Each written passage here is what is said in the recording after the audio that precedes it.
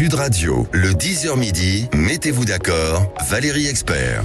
Avec vous sur Sud Radio jusqu'à midi pour commenter l'actualité avec Frédéric Fougera, président de Tancan Paris. C'est une agence de communication. Vous avez publié La com est un métier aux éditions Bréal Studirama et vous êtes cofondateur également de l'agence Cogiteur. Bonjour Valérie. Anne Durez, bonjour. Vous êtes présidente de l'association Femmes de Loi.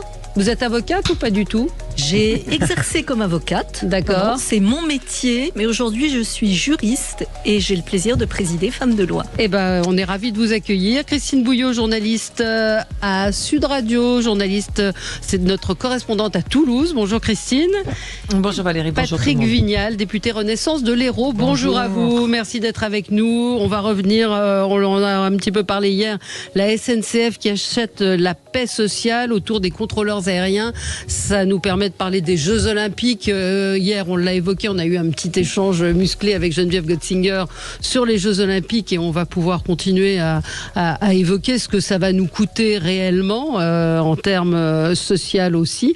Mathilde Panot convoquée pour apologie du terrorisme et puis on l'évoquait, le Royaume-Uni qui veut expulser ses demandeurs d'asile au Rwanda. J'espère qu'on aura le temps de traiter tous ces sujets. Alors Anne, vous m'intriguez, je vois sur ma feuille coup de cœur pour Sharon Stone. Alors expliquez pourquoi. Alors, avec grand plaisir pour vous l'expliquer. J'ai visionné il y a quelques jours une vidéo publiée par Sharon Stone ou son entourage, mais peu importe.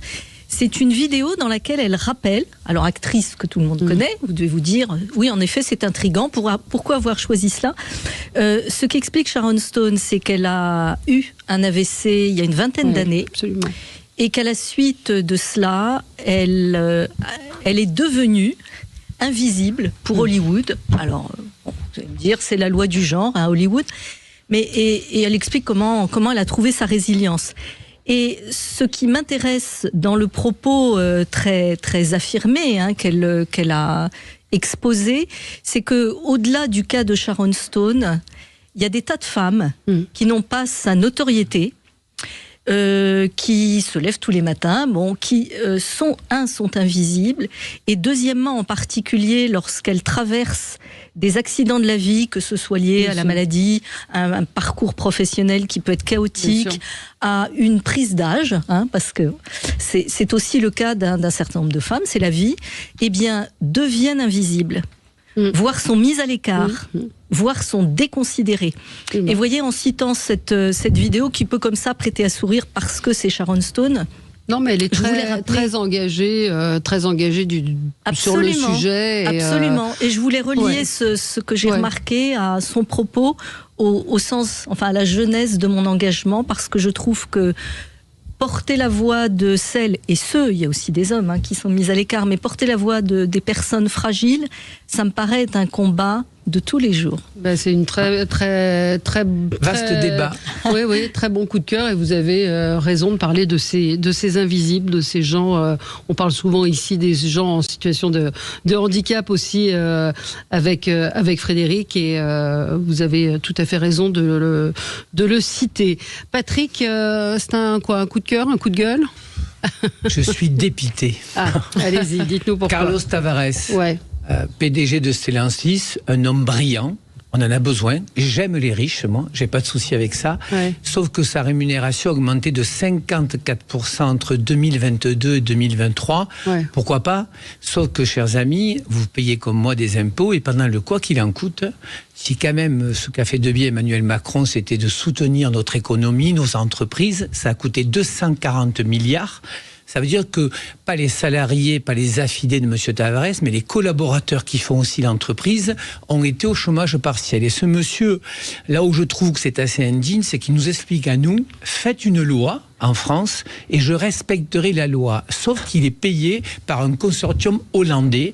Donc si demain, chers amis, nous faisions une loi pour éviter quand même que ce soit avec des sommes astronomiques, et je répète que j'aime les patrons, j'aime les riches, mais je pense, Valérie, que là, avec tout ce qu'on a fait, avec 3 000 milliards de dettes, moi j'aurais aimé que les très très grands patrons, 0,1%, et je le dis à ma majorité, c'est pas augmenter les impôts, mais qui nous aident, madame, peut-être sur les violences faites aux femmes, qui nous aident sur la transition écologique, peut-être sur les 160 000 gamins qui sont victimes d'inceste par an, et j'aurais aimé que ne soit pas un impôt, parce qu'en France c'est comme ça, quand vous faites une contribution, ça devient un impôt, un cahier des charges précis sur 3 ans, pour que tous ces gens qui sont vraiment...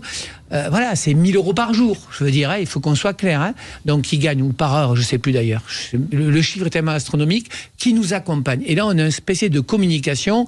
Comment je peux, moi, dans ma circonscription, dire à un petit retraité, qui est ALD, que je vais augmenter de 50 centimes sa boîte de médicaments, alors qu'à côté de ça, il y a une indécence telle. Donc voilà, c'est un coup de gueule et un coup de dépit. Est-ce que nous, les politiques, on peut encore influer sur l'économique à tel niveau ? Ouais, une réaction... Décence, indécence, ouais. Je trouve que c'est le bon terme, mais on voit qu'il y a des patrons qui finalement, aujourd'hui, trouvent que certains salaires ne sont pas décents, même si c'est la loi qui les fixe et eux ont envie de les augmenter. Mais il y a d'autres patrons qui se comportent différemment. C'est une question humaine, mais pour aller expliquer ça dans votre circonscription, il n'y a pas d'autre moyen que de dire que c'est pas normal et qu'il faudrait changer les choses. Vous voudriez qu'on encadre donc ces salaires ? Vous savez, Valérie, on parlera de la SNCF. En fait, on est dans un monde où chacun pour soi sauve qui peut. Et j'en prends ma part, hein, ça fait 3 mandats que je suis élu. J'ai l'impression en fait qu'on ne fait plus nation. J'ai l'impression que, vous savez, c'est compartimenté. Chacun est là pour défendre uniquement son précaré. Et quand je parle de ces patrons, je prends exemple Michelin par contre. Ouais. Vous avez vu le patron de Michelin, il a dit... C'est à lui que je faisais référence. J'ai besoin de collaborateurs. Enfin quand même, vous savez, moi je viens d'une génération où c'était avec le patron, c'était bâton. Ouais. Aujourd'hui, ça marche pas comme ça. Notre jeune génération, je prends les médecins, quand un généraliste part à la retraite, il en faut 2,5 pour le remplacer. Depuis le Covid, la génération de mes enfants, c'est vie personnelle, familiale et professionnelle. Et quand je vois des patrons qui en plus nous disent « faites une loi sur laquelle il n'y aura aucune incidence », oui, c'est plus que de l'indécence. Comment je fais, moi, pour expliquer aux 10 millions de Français qui ont moins de 1 000 €, il y en a qui se chauffent pas. Il y a des gens qui me disent, je peux pas, je fais un repas des Restos du Cœur. Et j'aimerais juste qu'il y ait cette prise de conscience. Encore une fois, Valérie, on a besoin de ces gens. Et sur le foot, ça vous gêne pas ? Mais si, pareil. Mais à la limite, entendez le foot. Le foot, c'est vous et moi si on va au stade et qu'on paie le billet. Là, Carlos Tavares, ce que je peux y reprocher, c'est que pendant le Covid, nous avons payé avec nos impôts le chômage partiel. C'est ça qui me gêne. C'est une réaction. Oui. Ce que vous pointez du doigt de manière juste, c'est la question du partage de la valeur. C'est-à-dire qu'il y a des entreprises qui font des bénéfices. Moi, comme citoyenne, je m'en réjouis parce que ça rejaillit en cascade sur un certain nombre de partenaires sous-traitants, de collaborateurs, de leur famille. Mais la question du partage de la valeur, elle est absolument essentielle. Alors, faut-il légiférer pour qu'il y ait une multiplication plafonnée ou un multiplicateur plafonné entre le salaire le plus élevé et le salaire le plus bas? Je ne sais pas, mais ça me paraît essentiel, la question du partage de la valeur. Alors, dans d'autres pays, on pourrait parler des États-Unis, de ce pays où tout est permis, il n'y a pas de limite, les salaires frisent, non pas l'indécence, mais alors, les planètes qui nous sont éloignées. Il y a de plus en plus de milliardaires, notamment qui ont créé leurs entreprises et qui disent, moi, voilà, ma famille n'aura rien, ou quasiment rien. Bien sûr, mes enfants devront se débrouiller. Donc il y a il y a vraiment des approches qui sont presque extrêmes, j'allais dire, mais en tout cas, le sujet du partage de la valeur, il se pose de manière légitime. Alors, Christine, pour Stellantis, bénéfice en hausse de 11%, ils ont redistribué pour près de 2 milliards de primes mois de février à l'ensemble des salariés, donc il y a une redistribution quand même. Aux États-Unis, certes, les Bill Gates, etc., ont dit on ne donne pas leur fortune, mais les enfants sont déjà bien à l'abri, donc c'est aussi un message affiché. Après, c'est une volonté du patronat. Je vous rappelle Louis Gallois, quand il était patron d'Airbus, il avait dit, moi mon salaire il est plafonné à temps, je ne veux pas gagner plus que le plus bas de mes salaires. C'est aussi de la responsabilité du grand patron. Est-ce que de moins payer ou qu'il soit moins payé par les actionnaires, un grand patron qui a quand même sauvé, il faut pas le rappeler, le groupe était quasiment au bord de la faillite quand il est arrivé aux manettes, est-ce que de fait de moins le payer va faire qu'on va redistribuer, c'est la question du ruissellement ruissellement. C'est ce message-là qui ne marche pas aujourd'hui, qui avait été lancé par Emmanuel Macron, mais ça c'est un autre débat. Est-ce qu'il faut contingenter les salaires des grands patrons? C'est pas en 2 minutes qu'on va régler le sujet, mais c'est vrai que c'est un vrai sujet. Mais chez Stellantis, il y a eu de la redistribution, on peut pas dire le contraire. Enfin, chère Christine, en fait, quand même, je veux bien. C'est pas que le patron qui a relancé l'entreprise, c'est les millions de collaborateurs. Parce que je veux bien que ce soit un génie. Ils ont reversé aux collaborateurs. Ils ont reversé une partie d'euros de primes. Ça fait quand même. C'est bientôt l'heure du journal. À tout de suite sur Sud Radio. Sud Radio. Sud Radio. Parlons vrai. Parlons vrai. Sud Radio. Parlons vrai. Sud Radio, le 10h midi, mettez-vous d'accord, Valérie Expert. Et nous allons nous mettre d'accord, c'est évident, avec Frédéric Fougera, président de Tenkan Paris. C'est une agence de communication. Vous êtes cofondateur de l'agence Cogiteur et vous avez publié La com est un métier aux éditions Bréal Studyrama et également l'anthologie de la com, toujours aux éditions Bréal Studyrama. Anne Durez, présidente de l'association Femmes de Loi. Christine Bouillot, journaliste à Sud Radio et correspondante à Toulouse. Et Patrick Vignal, député Renaissance de l'Hérault. La SNCF achète la paix sociale. Je ne mets même plus de point d'interrogation. Autour des contrôleurs aériens, ils viennent d'annoncer qu'ils levaient leur préavis de grève. Ça va coûter un pognon de dingue aux entreprises aériennes, aux compagnies aériennes qui ont déjà pris leurs précautions en annulant les vols et en proposant des remboursements. Donc je ne sais pas ce qu'ils ont obtenu. On va en parler dans un instant. Mathilde Panot, convoquée pour apologie du terrorisme, et le Royaume-Uni qui veut expulser ses demandeurs d'asile au Rwanda. On continue notre tour de table avec vos coups de cœur et vos coups de gueule. Frédéric Fougera, c'est un coup de cœur? C'est une alerte, c'est un coup de cœur, oui, plutôt un coup de cœur. Si vous étiez dans le 17e arrondissement hier à midi, c'était mon cas, j'étais dans mon bureau, que vous soyez dans chez vous, à votre domicile, au bureau, en train de faire des courses.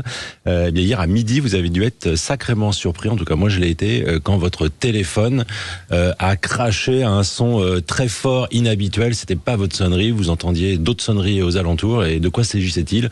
En fait, d'une alerte, d'un test fait par la préfecture de police. Alors il y avait un sentiment de danger imminent, mais en fait c'est bien fait pour ça, qu'il s'agisse d'un accident, d'un tempéré, d'une tempête, d'un attentat. Donc pas de panique après l'effet de surprise, mais c'est intéressant de voir que la préfecture de police est capable de tester sur une zone extrêmement ciblée un message immédiat à toute une population. Alors c'est beaucoup plus efficace et beaucoup plus rapide que les médias ou que les réseaux sociaux qui resteront toujours très utiles dans ce genre de situation parce qu'ils apporteront des informations complémentaires ou dans le temps. Mais en tout cas, pour avoir mené une alerte, alors je sais que ça avait été le cas il y a 1 mois dans le 15e, il y a 2 mois dans le 13e arrondissement. Donc voilà, peut-être que je sais pas si c'est la préparation des JO, si c'est le niveau d'alerte attentat. Oui, c'est pour la préparation des Jeux Olympiques. En tout cas, c'est ultra efficace. Alors si, comme dans ce studio, ça nous arrivait qu'on avait oublié de couper nos portables, je pense que nos auditeurs en prendraient plein les oreilles. En même temps, s'il fallait évacuer, et il faudrait bien qu'on en soit informé aussi. Mais bon, voilà, plutôt un coup de cœur. En communication de crise ou en situation de crise, on est souvent dans la réaction et beaucoup moins dans la préparation ou l'anticipation. Là c'est mon métier. Là, on est dans l'anticipation et la préparation. C'est aussi une façon aussi d'habituer la population à avoir. Avant, on avait les cloches des églises qui sonnaient en cas d'incendie. Aujourd'hui, c'est plus possible. Enfin, en tout cas, on ne réagirait pas. Donc voilà, bon, c'est un petit coup de cœur pour ce test. Vous l'avez reçu aussi. Moi, j'ai pas reçu. Il fallait être dans le 17e à midi. C'était ciblé sur l'arrondissement. Que vous habitiez ou non, peu importe, c'était si vous étiez physiquement dans la zone ciblée, à ce moment-là, votre téléphone hurlait et vous donnait ce message d'alerte en vous indiquant que c'était un test. Anne Durez. Oui, d'abord c'est rassurant. C'est rassurant. Je dirais heureusement qu'il y a des exercices de crise. J'ai participé à titre professionnel à des exercices de crise extrêmement rodés et je trouve qu'il est indispensable. Nos forces de police, enfin tous ceux qui concourent à la prévention de la sécurité, les forces armées, maritimes, etc., sont rodés à ce type d'exercice.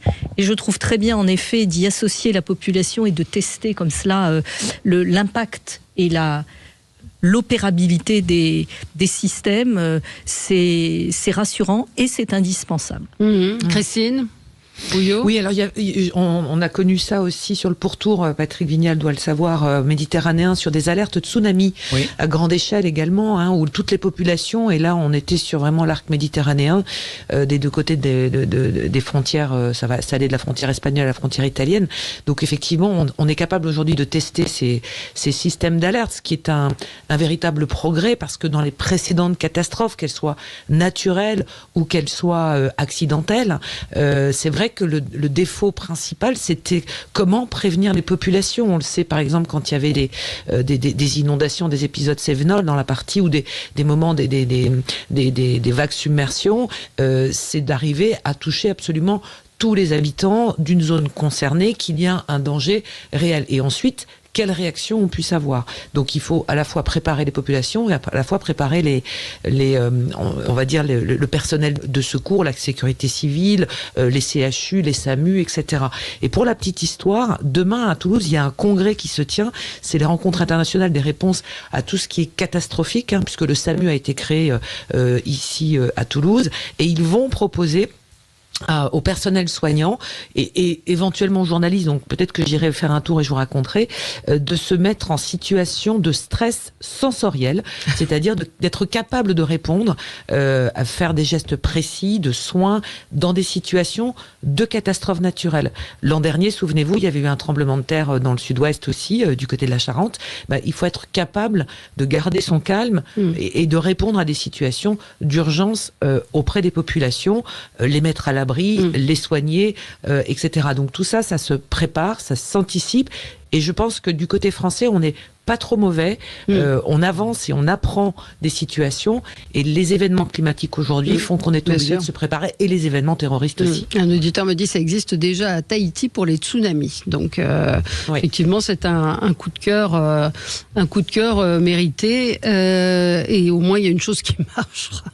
On a la gâchette facile pour critiquer. Donc quand il y a des choses intéressantes, c'est bien de le dire. Christine Bouillot, vous, votre coup de gueule, coup de cœur? Alors, c'est un focus et surtout une petite réflexion. Alors, avec Patrick, on parlait d'argent, le salaire d'un grand patron. Moi, je vais vous parler de l'argent public. Et j'ai noté une petite phrase. Alors, je ne sais plus quel ministre l'avait dit. C'est l'argent public est un bien collectif qui ne supporte pas le gaspillage.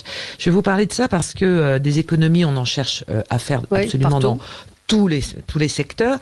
Et depuis un petit mois, depuis les vacances de Pâques, sont distribuées dans les écoles les 4 millions d'élèves du CP au CM2, ces fameuses pièces de 2 € pour les JO. Voilà. Donc ça fait partie effectivement de ce qui est en train de se passer. Et petit focus, je vous en informe, c'est que dans le Tarn, tous les enseignants de toutes les écoles du département vont aller ce matin du côté de Castres et cet après-midi du côté d'Albi, restituer ce petit pactole à leur hiérarchie en disant ce n'est pas à nous de distribuer ces pièces de 2 € pour plusieurs raisons.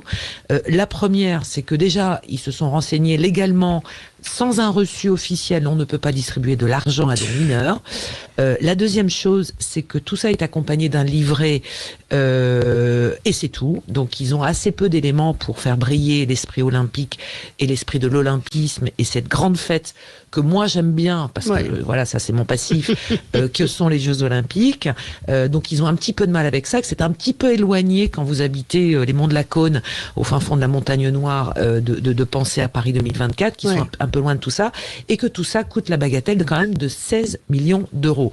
Et que les premières pièces ont été distribuées, qu'on en retrouve déjà à la revente entre 250 et 1000 € la pièce de 2 €. Alors que la Monnaie de Paris fasse une pièce collector pour le grand public, que les gens aimeraient acheter, c'est très bien. Mais ces enseignants nous disent, nous, on galère. On remplit des dossiers à n'en plus finir pour éventuellement mener des projets pédagogiques et on nous répond qu'il n'y a pas d'argent. Là, on a trouvé 16 millions d'euros pour distribuer ces pièces à 4 millions d'enfants du CP je rajoute, donc que fait-on pour les collégiens, que fait-on pour les lycéens? On veut faire de la France une grande nation sportive. Je peux vous dire que dans le monde associatif, dans le monde du sport, ces 16 millions d'euros feraient vraiment beaucoup, beaucoup d'heureux. Si on a c'est vrai qu'il y avait eu une polémique et puis après, comme d'habitude, c'est retombé. Donc je n'avais pas suivi non plus que ça avait été distribué. Et c'est vrai que c'est un petit peu aberrant. Pourquoi ne pas avoir fait une médaille, avoir fait autre chose que de donner 2 € à des enfants? Je ne sais pas ce que vous en pensez, Patrick. Écoutez, moi j'étais ravi, je commençais bien l'émission. Ouais. Emmanuel Macron est rapide. Je vois qu'une auditrice me dit qu'à Sommières, quand il y a une crue, la mairie avertit. Oui. Et Christine, ça y est, voilà. Et Christine ne nous fait pas tatras. Non, moi je n'ai pas d'avis. Non, mais moi j'ai un avis. Juste le message. Non, mais c'est bien le message. Et je trouve. Et tous les enfants participent, tous les enfants vont remettre cette. Alors c'est les enseignants qui ont reçu ces cagnottes. Alors, déjà, il y a un problème de sécurité. Bien sûr. Donc vous avez une somme d'argent quand même il n'y a pas de coffre-fort dans les écoles. Donc il faut déjà sécuriser. D'accord, ce sont les enseignants qui ont décidé de ne pas les distribuer aux enfants. Qui ont dit nous, c'est pas notre rôle. Sur le plan pédagogique, donner une pièce pour expliquer qu'il y aura des Jeux Olympiques avec voilà ce que c'est que l'olympisme. Je pense qu'on est un petit peu à côté du sujet. En tous les cas, c'est pas comme ça. Sans doute que c'est la manière la plus simple de dire aux enfants faire du sport. 1, c'est bon pour la cohésion. 2, ça rapproche. 2, voilà, il y a plein d'éléments qu'on peut mettre en avant à travers une pièce et symboliquement donner une pièce de monnaie aussi collector que soit-elle. On voit d'ores et déjà que c'est une symbolique qui ne fonctionne pas vraiment. Peut-être le communicant. Oui. Là, on a déjà évoqué ce sujet, le sujet de la pièce ici. Ça serait intéressant de savoir qui est responsable, qui a lancé cette idée, qui l'assume et qui serait capable de l'expliquer. Le président de la République, non? C'est le ministère de l'Éducation nationale. Je crois pas. C'est tout le président de la République. Non, c'est pas à ce niveau-là. Maintenant que les enseignants jouent pas le jeu et décident de faire ce qu'ils veulent, c'est lamentable. Allez, ça me donne même pas envie de commenter. On va marquer une pause et on se retrouve dans un petit instant. Moi, je vais vous parler de sport aussi. À tout de suite. Sud Radio, votre attention est notre plus belle récompense. Je voulais vous dire que j'appréciais vraiment Sud Radio sans pouvoir vous flatter parce que vous êtes les seuls quasiment qui êtes capables d'inviter des personnalités qui ont des points de vue différents. Sud Radio, parlons vrai. Sud Radio, le 10h midi, mettez-vous d'accord, Valérie Expert. Alors, Christine, Anne Durez avait une petite réaction à ce que vous disiez, et Patrick Vignal également. C'est-à-dire que sur le principe, on se dit oui, c'est une bonne idée de rendre l'argent, mais ça ressemble aussi à une opération de com. Hein. Politique. Oui, c'est-à-dire que, on pensait comme ça en aparté les uns les autres qu'il y a des projets pédagogiques, même j'allais dire minimes mais symboliques, qui auraient pu être montés, peut-être une sortie faite avec plusieurs classes. Il est regrettable que, toute initiative n'est pas forcément bonne, mais il est regrettable que d'une symbolique on fasse une autre symbolique. 16 millions d'euros, pris globalement, c'est beaucoup d'argent, mais finalement distribué dans des écoles différentes, c'est peut-être aussi priver les enfants d'une joie ponctuelle pour célébrer à leur manière, avec leurs enseignants, dans une région, dans leur école, cette fête sportive, et puis les inciter à faire du sport. Donc c'est un peu regrettable, oui. En fait, pourquoi on fait les Jeux ? Pour représenter un pays, une nation, c'est une célébration collective, mondiale, et à la fois c'est pour pouvoir permettre aux enfants de tout milieu de pratiquer une activité sportive. Moi qui suis judoka, chaque fois qu'il y a les Jeux Olympiques, on augmente de 20% des adhérents. Dans ce cadre-là, moi ce que je pourrais juste dire à ma modeste place, à ces enseignants du Tarn, pour moi, j'ai l'impression que c'est un symbole politique. Ils font en disant, vous gaspillez l'argent par les fenêtres, on vous le rend. Mais qui garde l'argent, qui fasse une sortie pédagogique. Moi, je les invite tous à l'Assemblée s'ils veulent venir avec tous ces enfants. On parlera de sport, on parlera de cohésion sociale, on parlera de démocratie, on parlera de concertation et de négociation. Voilà ce qui peut être intéressant. Alors que là, ils vont faire quoi ? Ils vont les renvoyer au COJO ? À qui il les renvoie ? il les rend au rectorat. Au rectorat. Après, le rectorat. Mais chère Christine, accompagnez-les, vos gamins du Tarn. Je suis sûr qu'ils seront ravis de découvrir l'Assemblée nationale. Je pense qu'il y a beaucoup d'enfants du Tarn qui ne sont jamais allés à Paris, arrivés au CM2. Je pense qu'effectivement, dans la politique autour des JO, vous donneriez une place à tous ces gamins pour venir à Paris. Je veux dire, c'est ça aussi l'accessibilité des Jeux Olympiques. Il y a des centaines de Français qui ne verront pas la couleur des Jeux Olympiques, ni l'odeur. Donc c'est ça que moi j'ai pas d'avis sur la question. Bien sûr que c'est une opération de communication contre une opération de communication. On peut penser ce qu'on en veut, mais sur le plan pédagogique et symbolique, de dire aux enfants les Jeux Olympiques, moi qui adore le sport, je veux dire, je pense que le sport est un vecteur de cohésion sociale dont notre pays a grandement besoin. De dire aux enfants, voilà, on vous donne une pièce de 2 €, accompagnée d'un livret avec un message d'Emmanuel Macron, de Gabriel Attal, d'Émilie Oudéa-Castéra et un message de Tony Estanguet. En quoi, pédagogiquement, ça peut inciter un enfant à rejoindre une structure sportive pour faire du sport et aimer le sport. Je vois, le lien de cause à effet, je ne le vois pas. En revanche, Patrick, si vous me dites, on invite tous les enfants de primaire à venir visiter Paris pour montrer ce que sera la capitale, je pense qu'il y a des centaines d'enfants qui ne mettront jamais les pieds à Paris avant d'avoir 18 ans. Partie d'un projet différent. C'est une ville qui est chère, c'est compliqué. Vous parlez de la cohésion du sport.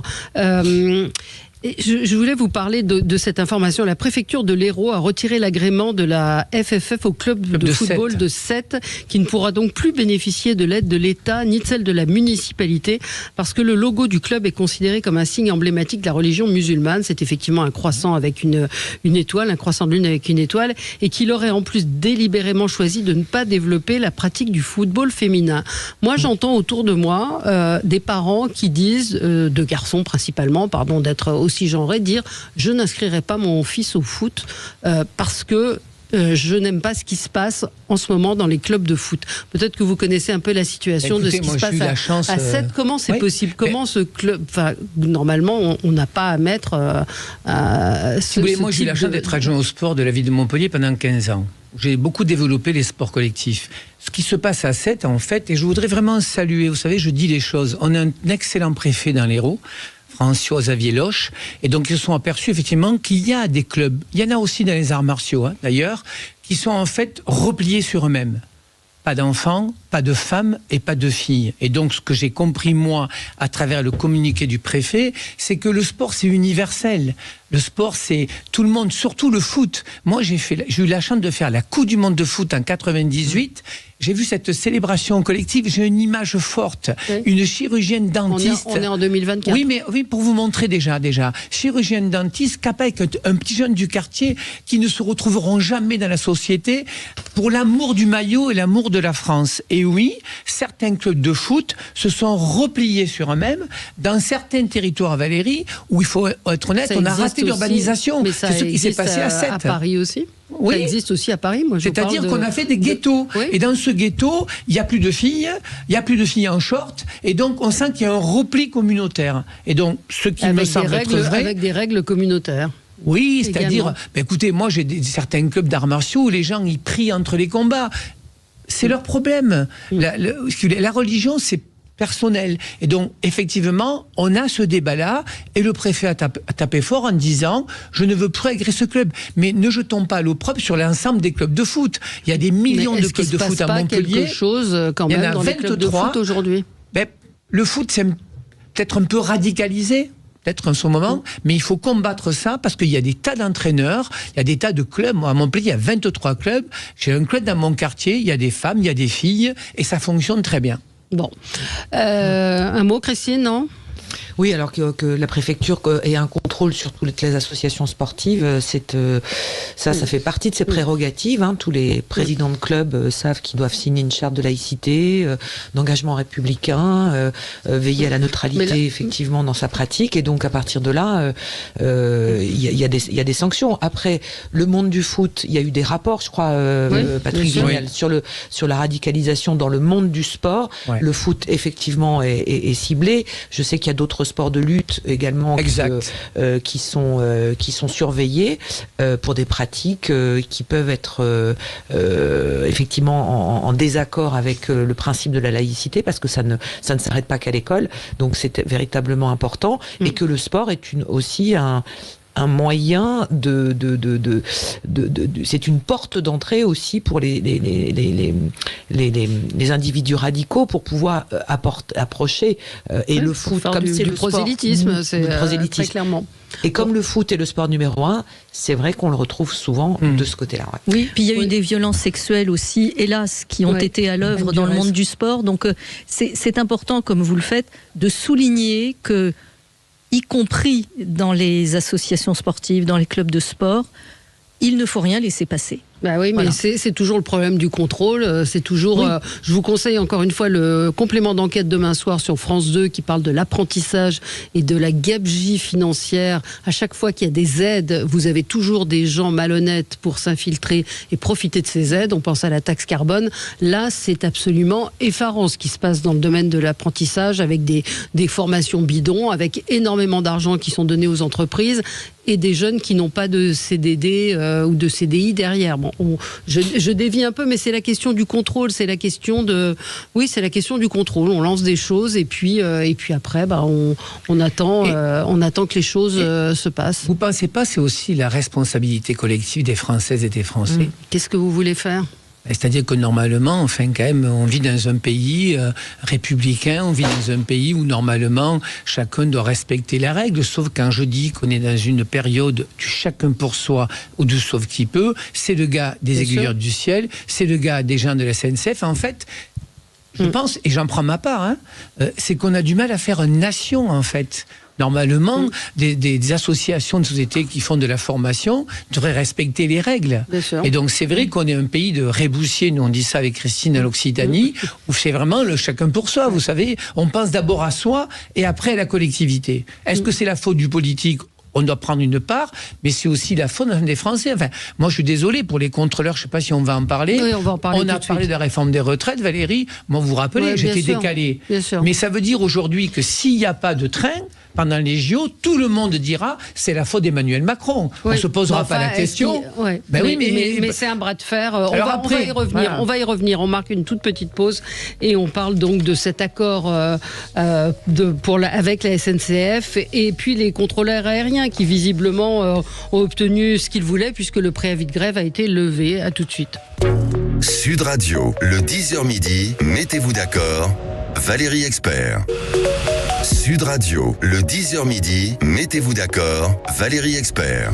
Allez, on va parler donc de la grève des contrôleurs aériens qui vient de se terminer. Enfin, le préavis de grève a été levé, donc visiblement un accord a dû être trouvé. Hier, on a évoqué cet accord également à la SNCF sur les fins de carrière avec tout de même un accord assez incroyable. Peut-être Patrick Vignal, vous pouvez nous rappeler ce qui a été accordé aux contrôleurs, pas aux contrôleurs, aux contrôleurs SNCF, donc de pouvoir partir à la retraite, tout en est une sorte de pré-retraite payée, quoi. En fait, c'est un édredon doré, c'est-à-dire qu'ils partent 2 ans avant, 15 mois en restant chez eux à 100% et 15 mois à 75%. En fait, le vrai débat politique, c'est quoi ? Est-ce que nous, les politiques, on sait concerter et négocier en amont ? Le vrai débat, c'est qu'en fait, aujourd'hui, il faut se poser la réflexion sur les droits de grève. Est-ce que vous, Valérie, vous voulez prendre le train à n'importe quelle époque de l'année ? Est-ce que vous êtes obligé de subir ces grèves constantes qui coûtent de l'argent ? C'est une entreprise publique, je le rappelle, et qui nous empêche peut-être d'investir. Donc le vrai débat, c'est quoi ?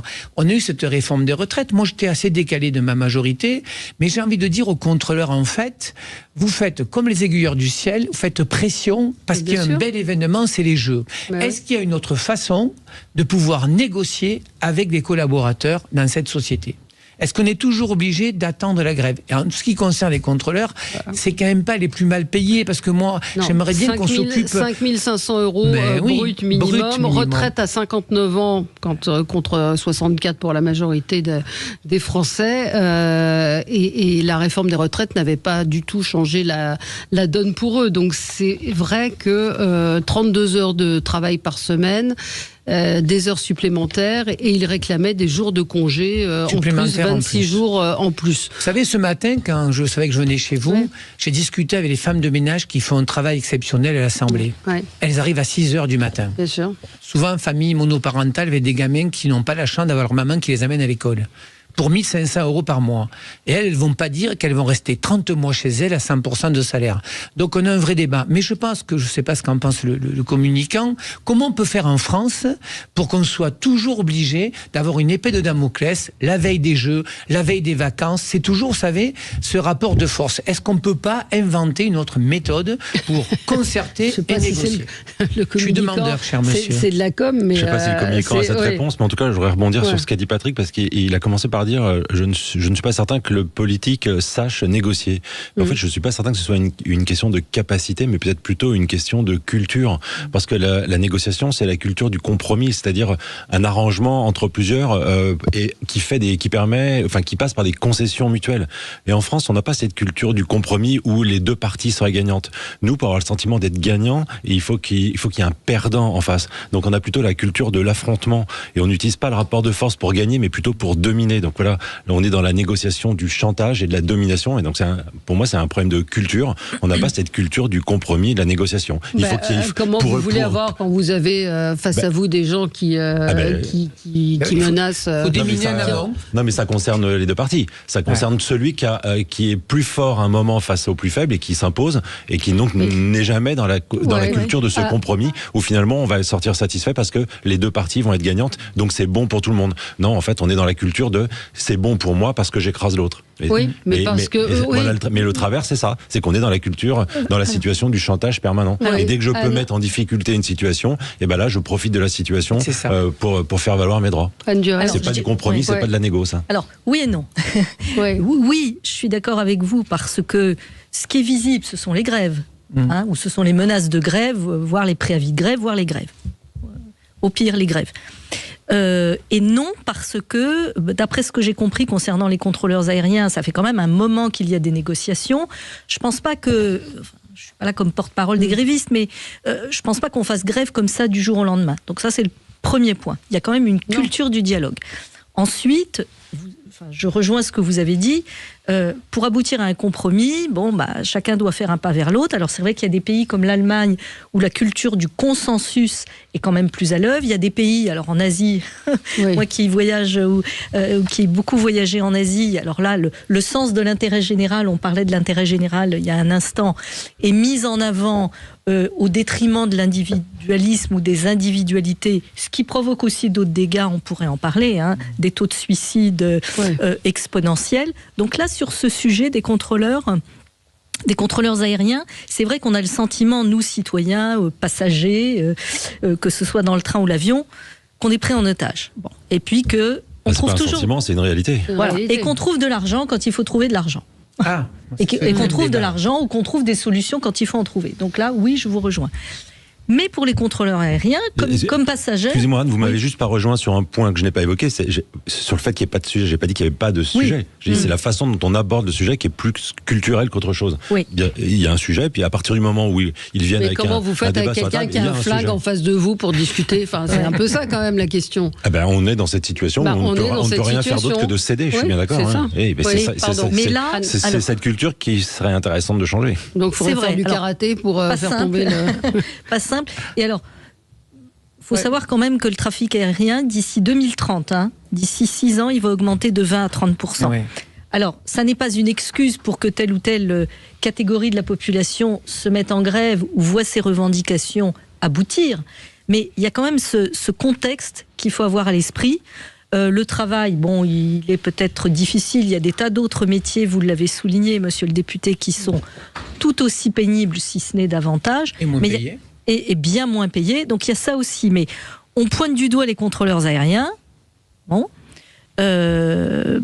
Mais il y a aussi des tas d'autres corporations. Alors c'est vrai que les grévistes profitent des moments il y a des corporations qui ont un pouvoir de nuisance plus important que les autres. Mais ce qu'ont obtenu, pour revenir aux conducteurs de la SNCF, c'est-à-dire une cessation d'activité anticipée 30 mois avant leur retraite, avec 15 mois travaillés rémunérés à 100% et 15 mois travaillés rémunérés à 75%. Et pour le contrôleur, le dispositif est encore plus avantageux puisqu'ils pourront arrêter de travailler 36 mois avant, dont 18 mois payés à 75%. Christine Bouillot. On voit que l'approche des Jeux Olympiques... parce que ça s'appelle le rapport de force, le pouvoir de nuisance. Après, sur le modèle allemand, il commence aussi à s'effriter. Il y a eu, le mois dernier, je crois, des énormes grèves massives, parce que il y a un moment donné, on a commencé l'émission comme ça, en parlant de redistribution. Dans les transports allemands aussi, on demandait des hausses de salaire, on demandait de meilleures conditions de travail. Donc, il y a un moment donné, il y a aussi la façon dont le dialogue social est abordé au sein des structures et de ce qui s'y passe. Et donc, c'est de savoir, vous savez, on a beaucoup parlé du mouvement des Gilets jaunes, mais c'était quelque part un mouvement social complètement citoyen. C'est-à-dire qu'à un moment donné, quand la cocotte minute, quand l'entreprise commence à chauffer, il faut être capable de sentir les signaux. Et comment on désamorce tout ça? C'est la culture de la discussion. Qu'est-ce qu'il est possible de faire, pas possible de faire, et comment on fait? Comment on tient aussi à l'intérieur de l'entreprise. Récemment, il y a eu des grèves à la SNCF dont les syndicats étaient débordés par leur propre base. Donc on voit bien que on est sur une espèce de chape de revendications, de mécontentement qu'il faut savoir tenir. Je crois que la culture du dialogue, c'est quelque chose qu'il faut absolument conserver. Et c'est vrai que quand on est cheminot, ou qu'on est...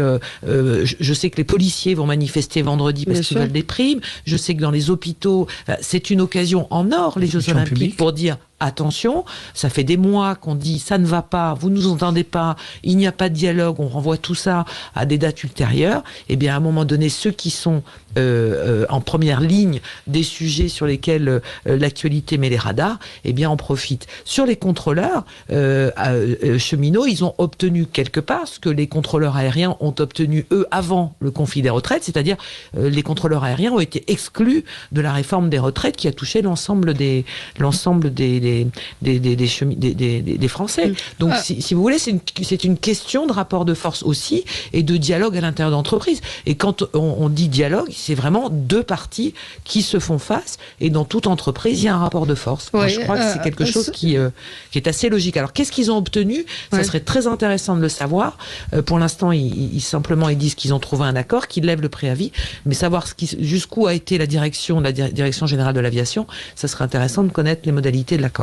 Mais en même temps, on verra avec les contrôleurs aériens. En revanche, la SNCF s'est actée et ce que j'ai énoncé comme accord est bien réel. Donc ce matin, Bruno Retailleau parlait de l'achat de la paix sociale. C'est-à-dire qu'on a acheté la paix sociale avant les Jeux Olympiques. Et c'est ce que j'évoquais en préambule de l'émission, à savoir, ça va, en plus du coût des infrastructures, de l'organisation, on va avoir aussi un coût social assez important. Ça va coûter très cher à l'État d'avoir la paix pendant ces 15 jours de Jeux Olympiques. Oui, si vous permettez rapidement, je voudrais aussi souligner que autant quand on est en France, qu'on veut aller par exemple de Lille à Marseille, on peut prendre sa voiture, même si maintenant ça coûte cher avec l'augmentation du prix de l'essence, où on peut trouver des moyens alternatifs de transport.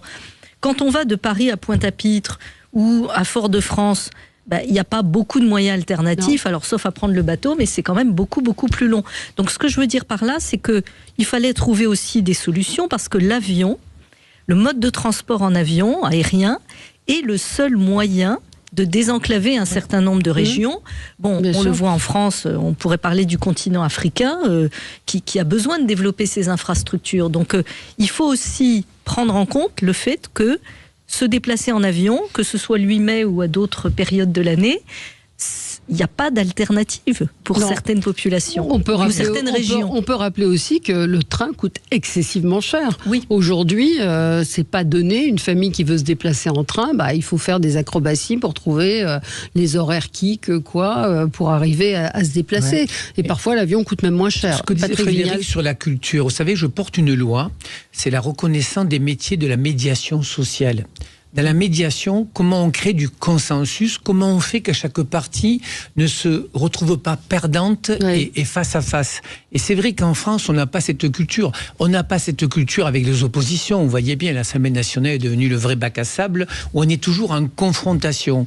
Et donc, on attend toujours le rapport de force, c'est-à-dire que l'État ne lâche pas. Et quand on se dit, il y a les Jeux ou il y a les vacances, on va perdre des points dans les sondages, on lâche. Donc, il faudrait qu'on invente cette culture du consensus. Et c'est vrai quand même, qu'on veuille ou pas, on est vraiment un pays de réboussiers où chaque fois les corporations se disent c'est le moment, on peut profiter, parce que vous parlez, Valérie, du pistolet sur la table, c'est quasiment ça. Et moi j'espère qu'un jour on aura cette fabrique de consensus, se poser le débat en amont. Oui, on a des Jeux Olympiques. Oui, ceux qui habitent à Paris, ça sera compliqué pour eux. Oui, c'est certain. Sauf que les Jeux, c'est quand même aussi une représentation nationale. Alors il fallait pas les faire. Ouais. Mais je pense quand même que c'est important pour notre jeunesse. Il y aura la Marseillaise qui sera chantée, enfin quand même. Donc moi j'entends des Parisiens qui me disent, quand je prends mon taxi, ouais mais vous risqueriez à Montpellier, mais nous pendant un mois on aura de la galère. Mais vous avez les Jeux Olympiques, Paris la plus belle du monde aussi, donc arrêtons toujours de nous taper dessus comme des sourds. On peut pas se faire plaisir dans ce pays. Oui. Excusez-moi ce coup de colère. Non, mais vous avez raison, tout le monde ne le partage pas, mais tout le monde ne partage pas ce sentiment, effectivement. Valérie, pour vous, on aura un hélicoptère. Vous savez, les trucs qui se lèvent, là, les drones. Là. Je vous promets, je vais en parler à Emmanuel, vous aurez votre drone personnel. Vous et Christine, d'ailleurs, pour qu'elle vienne voir les Jeux. Vienne voir les Jeux. Allez, on va marquer une pause, on va parler de la convocation de Mathilde Panot. Beaucoup de voix s'élèvent contre... elle est convoquée pour apologie du terrorisme. Et beaucoup de voix s'élèvent même de ses adversaires qui trouvent qu'on ne doit pas judiciariser les commentaires politiques. À tout de suite. Sud Radio, le 10h midi, mettez-vous d'accord, Valérie Expert. Sud Radio, le 10h midi, mettez-vous d'accord, Valérie Expert. Et on est ensemble jusqu'à midi. Parlons de cette convocation donc de Mathilde Panot, députée de la France Insoumise, qui est convoquée pour apologie du terrorisme. Effectivement, on le disait hors antenne, pas trop de réactions politiques, mais c'est une. Alors peut-être on va se tourner vers la femme de loi que vous êtes. C'est très précis quand même l'apologie du terrorisme. Qu'est-ce qu'on lui reproche exactement à Mathilde Panot ? Alors, sans trop entrer dans la technique, c'est depuis 2014 que ce délit d'apologie du terrorisme peut être reproché à tout citoyen. Voilà, monsieur, madame. Avant 2014, et c'est Bernard Cazeneuve qui a fait introduire cet ajout dans le code pénal. Avant 2014, c'était uniquement des organes de presse ou des médias qui pouvaient se voir reprocher ce délit d'apologie du terrorisme. Et là, ce qu'on note quand même, et on s'en faisait tous la réflexion hors antenne, c'est qu'il y a une judiciarisation croissante du débat politique, et ça, on peut le regretter. Moi, femme de loi, juriste, je suis très attachée à la liberté d'expression. Pour autant, je ne sais pas s'il y a délit ou pas. Ça, je n'entrerai pas dans ce débat. On ne va pas entrer dans ce débat. Mais tout en étant attaché au principe qu'est la liberté d'expression, dans une démocratie, il faut qu'on puisse s'exprimer comme on le souhaite. Tout en étant attaché à ce principe, je suis aussi attaché au respect de la loi. Donc, y a-t-il eu violation de la loi ou pas ? Je n'en sais rien. Mais s'il y a eu violation de la loi, il faudra que cette violation soit sanctionnée. Je m'étonne quand même, comme citoyenne, c'est plus la juriste qui parle, comme citoyenne, de voir que ça arrive en pleine campagne, après un certain nombre de provocations. Alors on sait de qui elles viennent. Le président de l'université de Lille était traité de nazi, et j'en passe. Des tas de provocations verbales qui sont absolument odieuses. Mais bon, il y a quand même... Est-ce qu'on peut pas dire qu'il y a une opportunité politique, je dirais pas des poursuites, parce qu'être convoqué, ça veut pas dire qu'il y aura une enquête, c'est le premier degré, première étape avant des poursuites éventuelles. Donc ça fait le buzz. Et nous en parlons. Et nous en parlons. Ouais, absolument. Et ça victimise Mathilde Panot. Mais ça pose la question tout de même de cette judiciarisation. C'est quand même assez inédit ce qui s'est passé. Peut-être. Je vous rappelle quand même qu'il y a l'immunité parlementaire.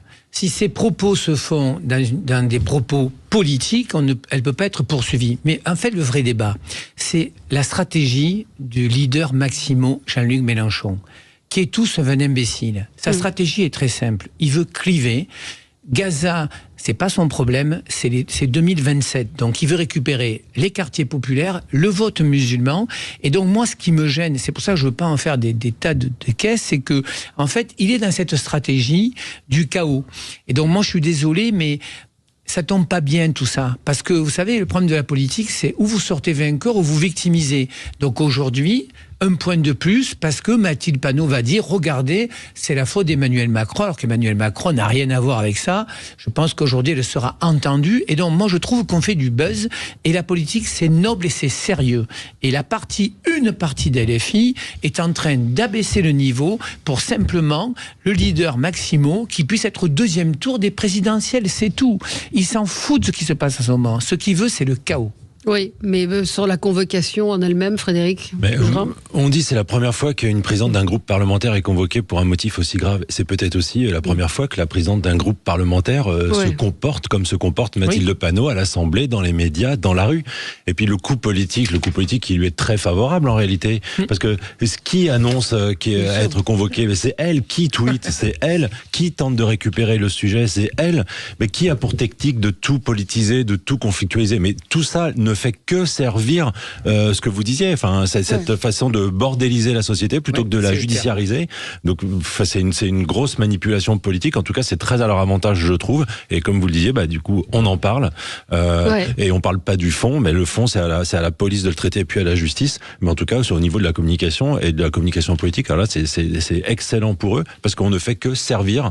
Et puis quand ils parlent de déni de démocratie.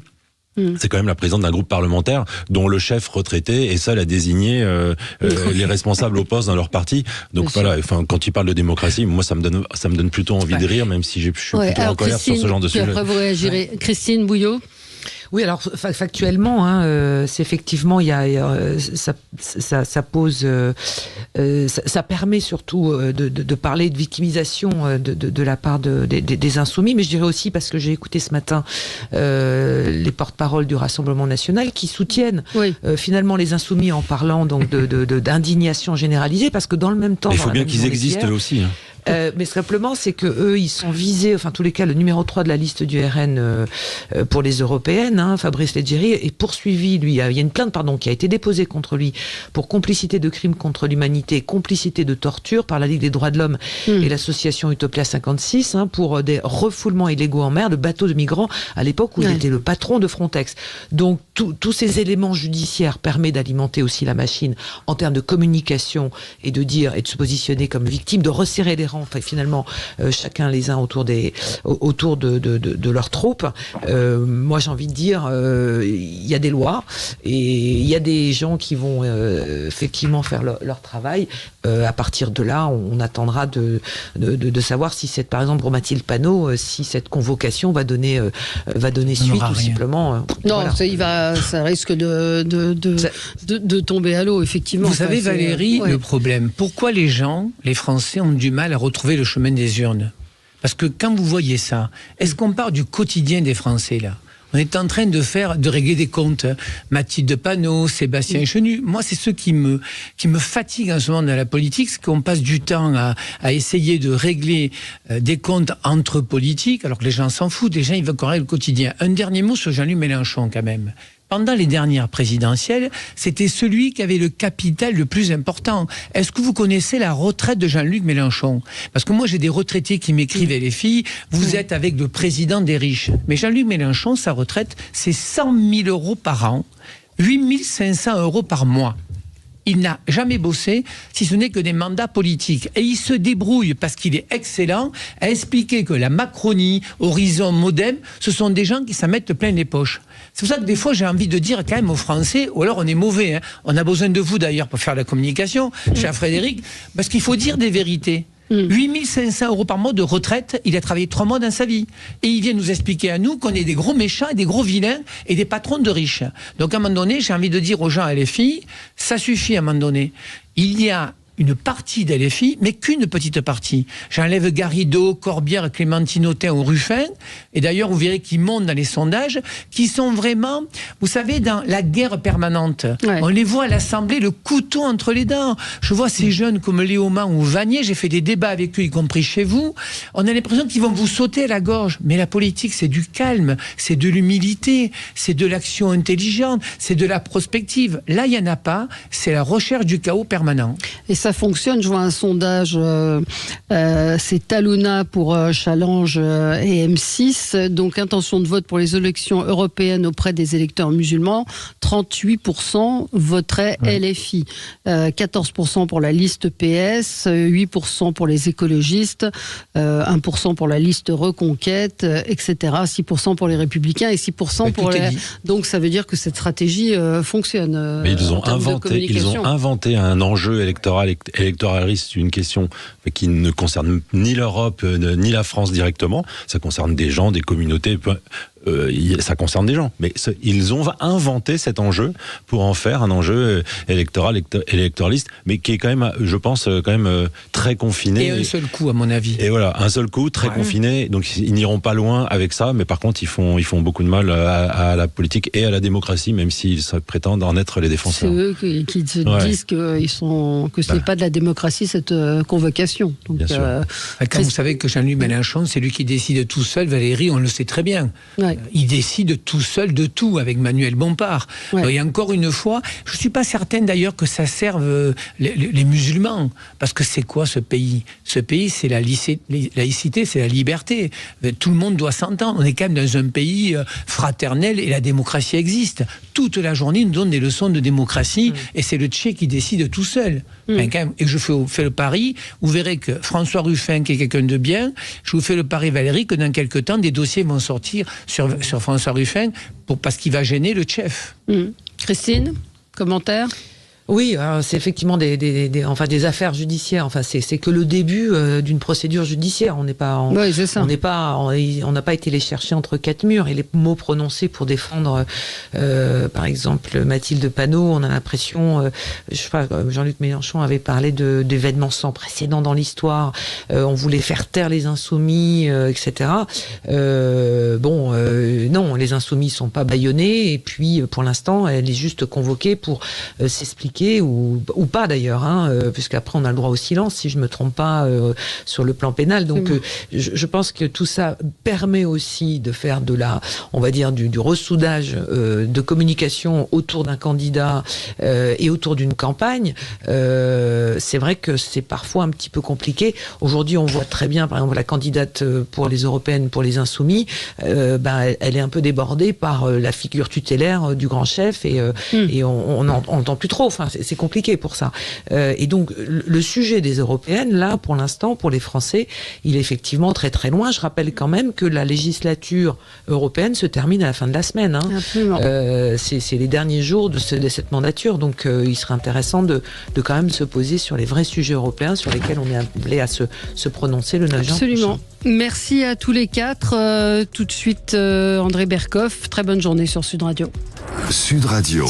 Parlons vrai. Sud Radio. Parlons vrai.